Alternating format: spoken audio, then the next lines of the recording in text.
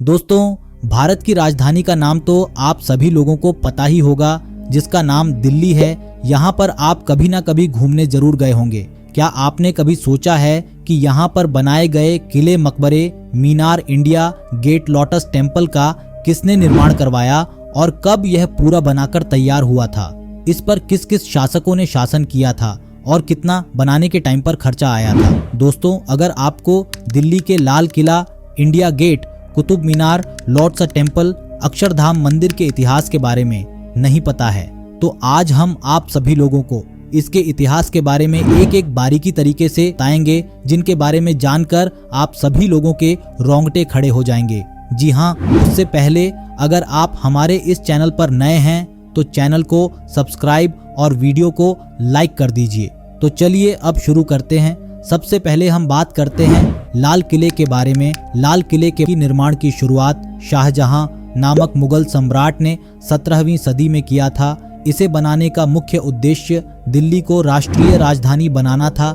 इसके निर्माण में प्रयुक्त संरचना मुगल शैली को प्रतिष्ठित करती है। लाल किले का निर्माण 12 मई 1639 को पूर्ण हुआ और शाहजहां ने इसे अपने बेटे दारा शिकोह को उत्तराधिकारी के रूप में सौंपा गया था। लाल किले का आकार बड़ा और विशाल है।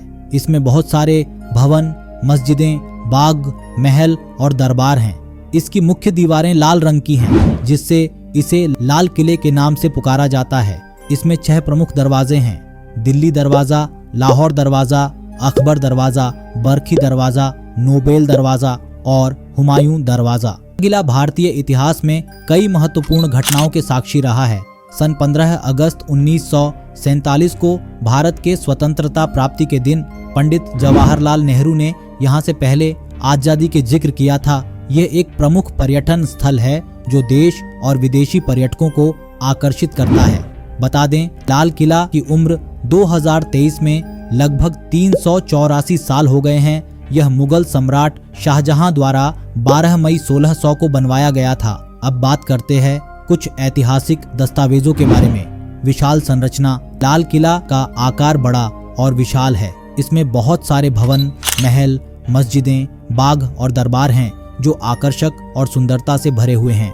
लाल रंग की दीवारें। लाल किला की मुख्य दीवारें लाल रंग की होती हैं, जिससे इसे लाल किला के नाम से पुकारा जाता है। यह दीवारें इसको एक दिवसीय राष्ट्रीय ध्वजारोहण समारोह के दौरान खास तौर से चमकती हैं। बदलता रंग। लाल किला की दीवारों के रंग को सूर्यास्त और सूर्योदय के समय बदलता है। यह अनूठा और चमकीला दृश्य प्रदान करता है। दिल्ली दरवाजा। लाल किला में कई प्रमुख दरवाजे हैं, जिनमें से दिल्ली दरवाजा सबसे अधिक प्रसिद्ध है। यह मकबरा दरवाजे के रूप में भी जाना जाता है। भव्य दरबार। लाल किला के भव्य दरबार में मुगल सम्राटों ने अपने दरबार का आयोजन किया था। यहाँ सम्राट अपने अधिकारियों और मंत्रियों के साथ साम्राज्यिक मुद्दों का समाधान करते थे। दर्शनीय स्थल। लाल किला भारत के अनेक दर्शनीय स्थलों में से एक है और विभिन्न ऐतिहासिक घटनाओं का साक्षी रहा है। दीवारों की भव्यता। लाल किला की दीवारें विशाल और भव्य हैं। इनमें कई सुंदर मोतीफ और नक्काशी देखी जा सकती है। सुंदर बाग। लाल किला के अंदर स्थित बगीचे का नाम हयात बख्श बगीचा है। यह एक बहुत ही सुंदर और शांतिपूर्ण स्थल है, जहां आप विश्राम कर सकते हैं। नृत्य और संगीत के कार्यक्रम। लाल किला में कई बार नृत्य और संगीत के कार्यक्रम भी आयोजित किए जाते हैं, जिन्हें देखना एक अलगाव अनुभव होता है। अब हम बात करते हैं कुतुब मीनार के बारे में।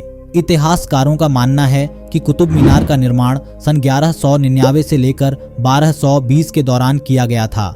इसकी शुरुआत कुतुबुद्दीन ऐबक ने अपने शासनकाल में शुरू करवाई थी।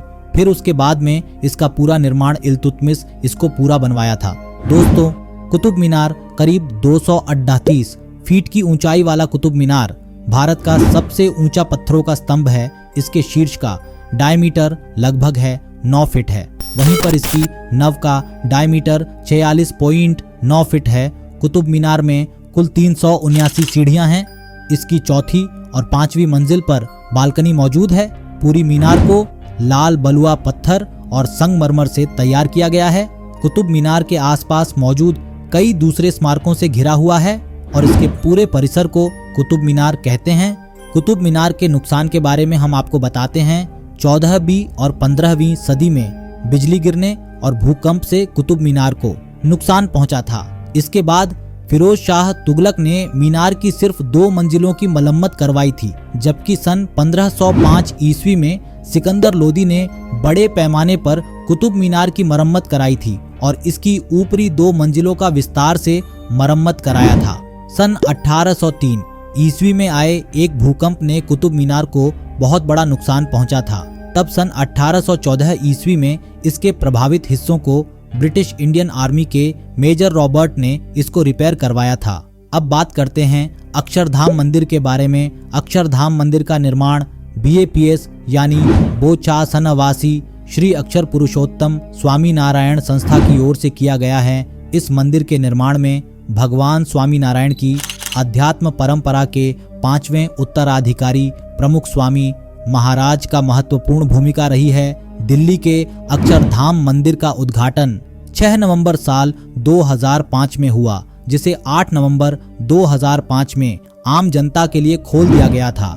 अक्षरधाम में हर एक चीज आध्यात्म से जुड़ी है, चाहे फिर वो मंदिर हो, एग्जीबिशन हो और या गार्डन हो। अक्षरधाम में लगभग 200 मूर्तियां हैं जो सहस्राब्दियों से आध्यात्मिकता का परिचय दे रही हैं। अक्षरधाम का आध्यात्मिक आधार यह है कि प्रत्येक आत्मा एक दिव्य ज्योति है, चाहे परिवार वाले हों, पड़ोसी देश हो या फिर दुनिया भर के जीव ही क्यों न हो, जहां हर एक सेवा देवत्व की ओर बढ़ने में मदद कर सकती है। हर एक प्रार्थना खुद बेहतर बनने और ईश्वर के करीब जाने की ओर एक आह्वान है। अक्षरधाम की यात्रा एक आध्यात्मिक रूप से समृद्ध अनुभव है, चाहे फिर प्रार्थना की शक्ति को महसूस करने में हो, अहिंसा की ताकत को महसूस करने में हो, हिंदू धर्म के प्राचीन सिद्धांतों के बारे में हो या धरती पर भगवान के निवास की सुंदरता को निहारने में हो। हर एक चीज का आध्यात्मिक महत्व है। यहाँ का म्यूजिकल फाउंटेन काफी प्रसिद्ध है, जहाँ सुंदर कथा का वर्णन किया जाता है, जिसमें कुछ लोग भी शामिल होते हैं। तरह तरह प्रकाश और पानी के भाव लोगों का मन जीत लेते हैं। ये शो शाम के समय लगभग 25 मिनट के लिए होता, जिसकी टिकट 80 रुपये है अडल्ट के लिए और 4 से 11 साल के बच्चों के लिए 50 रुपये है। वहीं 4 साल से कम उम्र के बच्चों के लिए फ्री है। ये शो हिंदी भाषा में आयोजित किया जाता है। अक्षरधाम मंदिर सोमवार को बंद रहता है और बाकी के दिनों में सुबह 10 से शाम 7 बजे तक एंट्री कर सकते हैं। अब बात करते हैं लॉर्ड्स टेम्पल के बारे में। लॉर्ड्स टेम्पल भारत में दिल्ली में स्थित है। एक बहाई हाउस ऑफ उपासना है जो दिसंबर 1986 में समर्पित की गई थी, जिसकी लागत 10 मिलियन थी। अपनी फूलों जैसी आकृति के लिए उल्लेखनीय यह शहर में एक प्रमुख आकर्षण बन गया है।